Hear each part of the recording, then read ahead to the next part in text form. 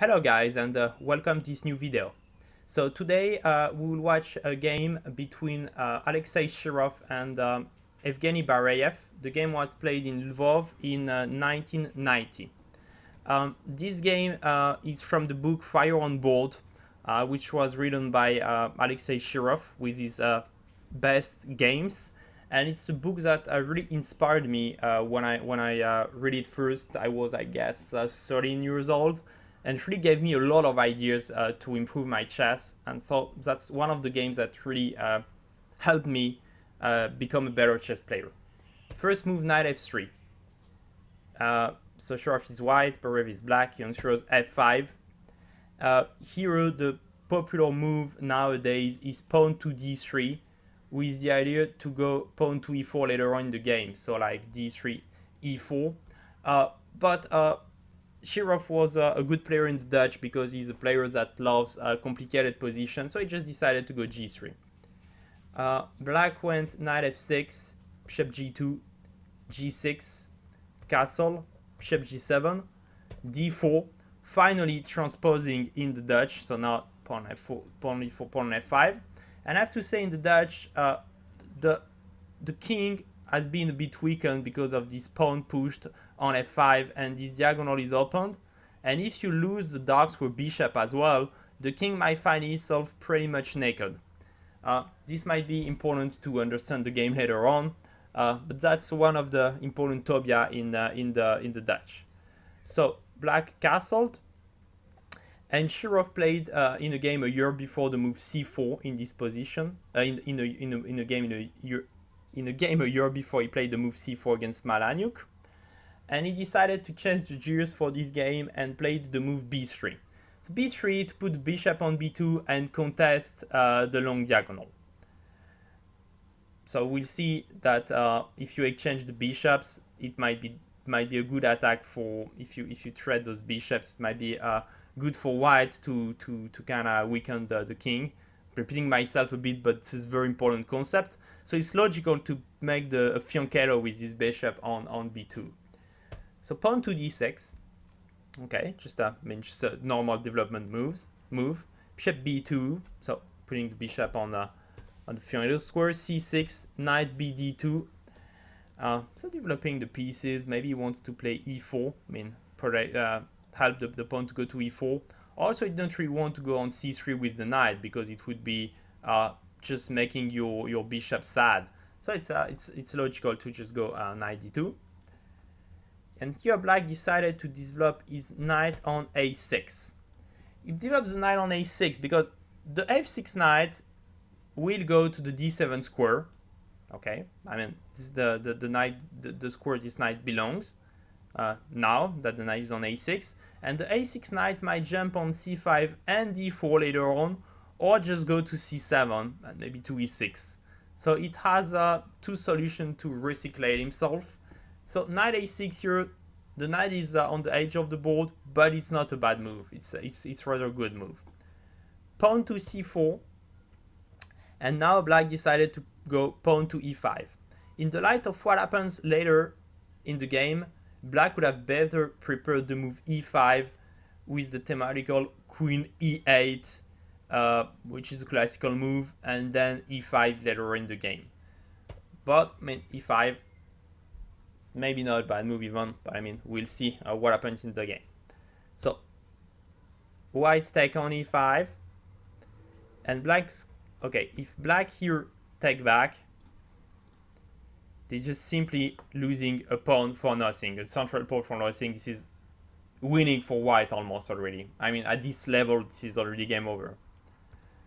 But Bareev has this knight d7 move in his bag, and now the pawn e5 is pinned. So if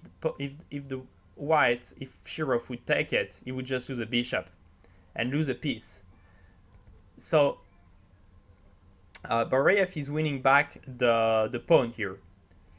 Here, if you go with white with the logical e4, black answers by playing f4, and now you will see that this bishop is not smiling at all anymore because it's stuck in front of his own pawn. So f4, let's continue with queen e2, knight takes e5, So now bishop g4, queen e7 might arrive. Knight takes e5, bishop e5, bishop e5, pawn e5. So just play these few moves to come to this position and explain you a bit why black is already better here. The main reason is that this bishop is stuck behind the pawns, and in middle game it's really important to have pawn structures that helps your minor pieces. And here we might say that black has a better minor piece, so he has a good bishop against a bad bishop. The king is not in danger anymore because those dark square, so no more dark square bishop to attack it, and the pawn on e5 is just stopping all your ideas to bring a queen to c3, bring queen to c3. But I mean, what happens? No big deal. You just protect the pawn and that's over. So it's impossible to attack the black king now, but the minor pieces are better. Look, the bishops is better, the c8 bishop is better than the g2 bishop, as I said, and his knight on d2, it has no really good landing square. Well, it can go to f3, but it will always be pressed by bishop g4, by example. And the black knight, it can go to c7, e6, and hit the d4 square, which is weakened. No more dark square bishop, remember. So both minor pieces are better for black, and that's why black is better if white went e4. So we went far from this game, and that's why here Shirov is playing a very responsible game. He's giving up an exchange for excellent compensation. He goes bishop a3. Okay, he's not doing the exchange right now, but when he plays bishop a3, he decides to give up the exchange, because now after knight takes, bishop takes, you won't play rook c1. If you play rook c1, you just say to black, at least you equalize, maybe you will even get a slight advantage. It's not the style of Shirov. Shirov is an attacking player, he loves the tactics. He goes knight f3. And what happens here is that he says, come on, take my exchange, take my rook. I go queen takes a1. And what I want to do is bring my queen to d4, my bishop to b2, straight a checkmate, my rook to d1 on the open file, your pawn on d6 is weak, your king is weak. Don't forget that this diagonal at some point might also be a problem. Your king is naked, I'm an exchange down, but I'm a good tactical player, and I'm going to ride on your king. Hard task for Bareev now to face such talented player in this type of position on his turf, but he keeps calm. He plays knight c5. Knight c5 are a good move. You want to bring the knight to e4 to protect your d6 pawn. Also, the knight, when it's on e4, it's a central square, and it's controlling a lot of squares around. As usual, when a knight is on the center, on the central square, it can jump more or less anywhere. But this bishop on g2 will always be a problem, and will always try to hit the knight to take it away. So we'll see how it happens in the games. Knight c5, rook d1, the rook attacks the pawn, so start to play the first move of the plan. Here, after knight e4, knight d2, so we want to thread the knight. Knight f6. Here the best move is queen d4, but I just want to, I mean, the most precise move is queen d4. I just want to show you the idea that that Shirov would have played against that. So the idea would have been to bring the pawn to c5, pawn to d5, and queen to d4. And here all the pawn of the black side are stuck on the light squares. And what Shirov wants to say is that Bareev is helpless on the dark squares, and he will have a hard time defending his king. This position by the computer is an advantage for black, but I mean, he's influenced by the material. It's just complicated, and for human beings, it's probably more comfortable to play with white, especially as I'm repeating myself a bit, but for such a brilliant attacking player as Shirov. So rook d1, queen f6. Now queen c1. So the thing is that if you go bishop b2 here,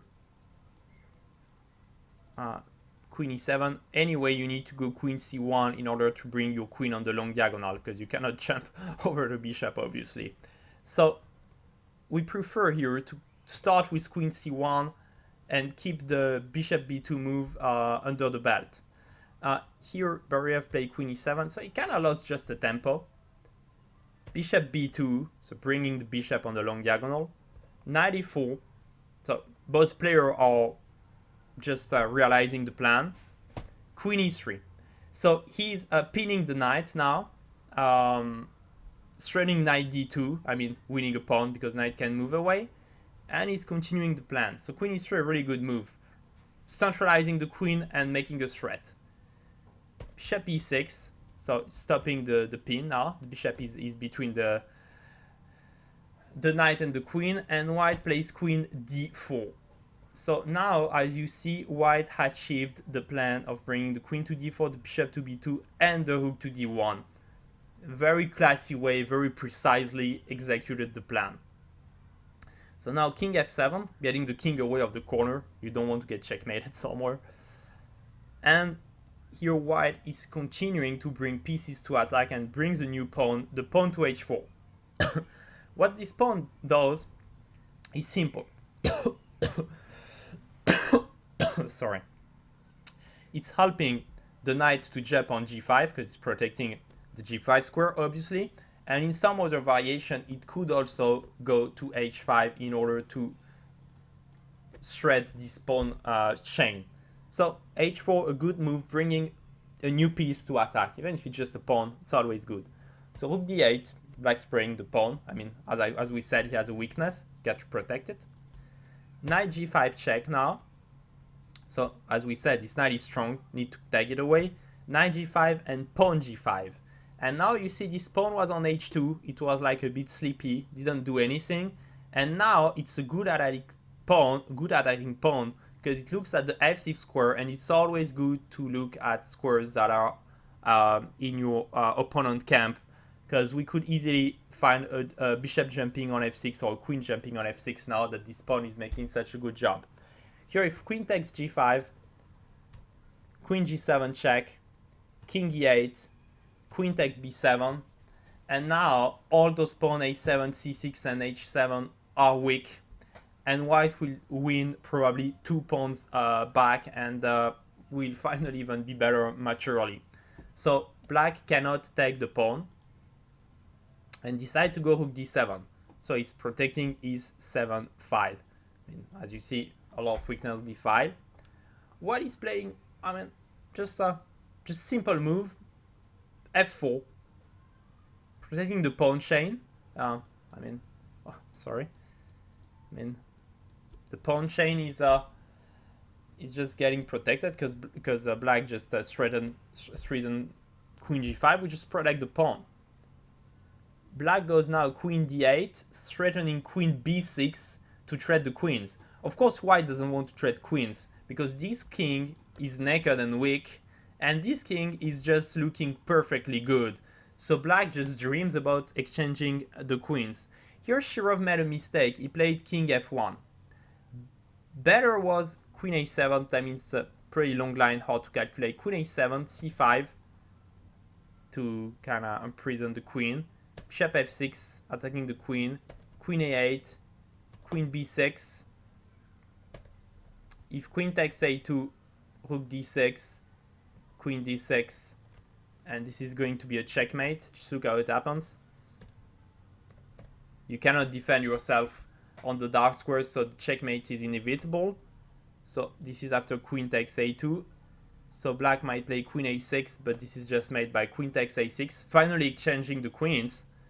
But after bishop c6, the rook can't keep the protection on the pawn, and white has a bishop and 2 pawns for the rook and an excellent position with very active pieces, and this is a clear advantage for white. So that's what Shirov missed. He just went king f1. So now after king b6, you can just move your queen. I mean, no more pin, you can go queen f6 check and win the bishop. So black can't play queen b6, c5. It's trying to get control on the dark squares. I mean, it's trying to contest the dark square a bit, but he's weakening the light squares. So he's getting something, giving up something else. Queen c3, Of course, we want to keep the queen on the long diagonal.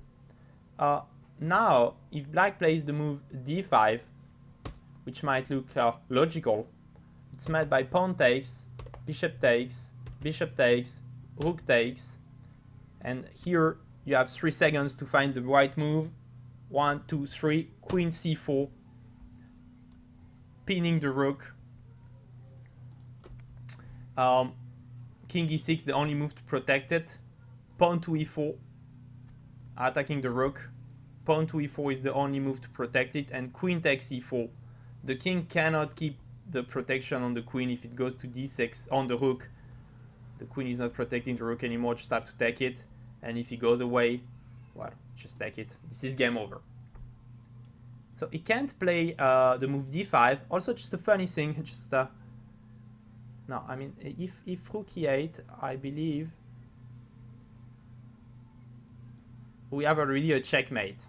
Just showing that just to show you how the position is, I mean, how black is already stuck. I mean, when you can make a mistake to be checkmated, it means a lot. So he decided to go rook e7, protecting the bishop again, and he's freeing the queen. So bishop takes b7. Now, if rook takes b7, queen g7 check, king e8, and queen takes b7, winning the exchange back, and the position is just absolutely won. So rook b7, bishop b7, queen b6. Black searching for counterplay on the queen side. Bishop f3 now, just coming back on the perfect square. It's better to be on f3 because you protect each other. The pawn on e2 and the bishop on f3 is better than the g2 square. So you see the long diagonals, the 2 long diagonals still totally controlled. Black's trying to play a5, continues to attack. I mean trying to attack to find counterplay to attack on the queen side. And now rook d3. Why this move is so good? Because the bishop, the queen, and the bishop are perfectly placed, and they are just ready to make the final blow, to make the final firework, and just finish the game. The only piece now, and even pawn g5, by the way, is really ready for that. The only piece is not making much now is this rook. So we go rook d3, a4, pawn a4, queen a6, so looking toward the c4 pawn finally. And now rook e3. And this rook now is totally in the attack with all the other pieces. And we're almost ready to finish the game. I mean, at least try to finish the game. King e8 is going away with the king. Wanna maybe bring the king to c7. But white plays now queen b3. Trying to take advantage of the queen side, and maybe even some variation. You threat queen b5 check, queen takes, pawn takes, and those 2 pawns are maybe unstoppable. Like even in some endgames, I want to show you that you might be winning with the bishop just controlling a8. So a lot of ideas arrive when the position is so advantageous. Here, black played.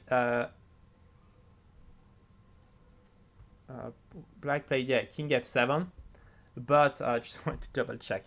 Just want to show you if black would play bishop takes c4, it would be met by queen b8 check, king f7, rook e7, king e7, queen c7 check, king e6 is forced because if you go to e8, bishop c6,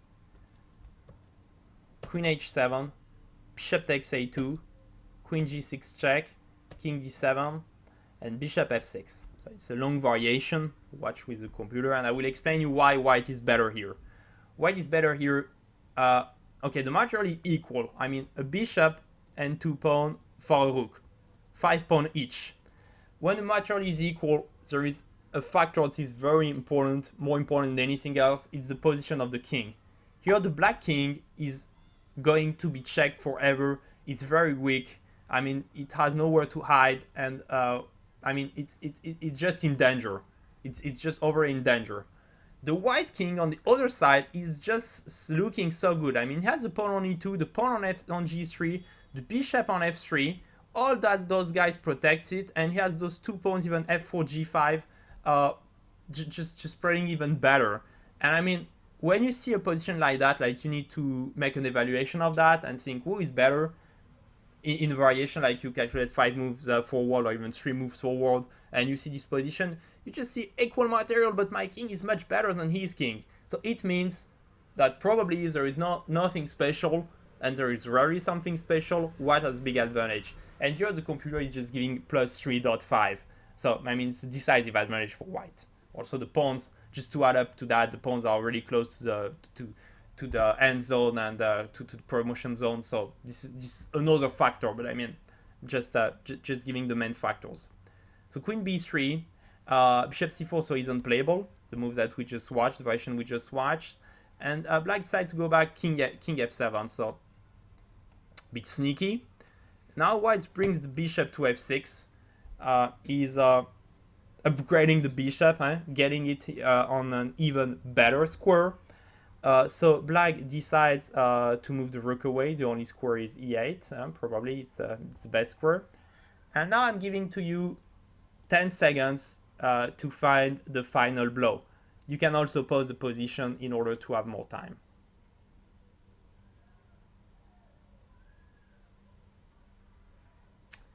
Okay, and here the final blow is rook takes c6.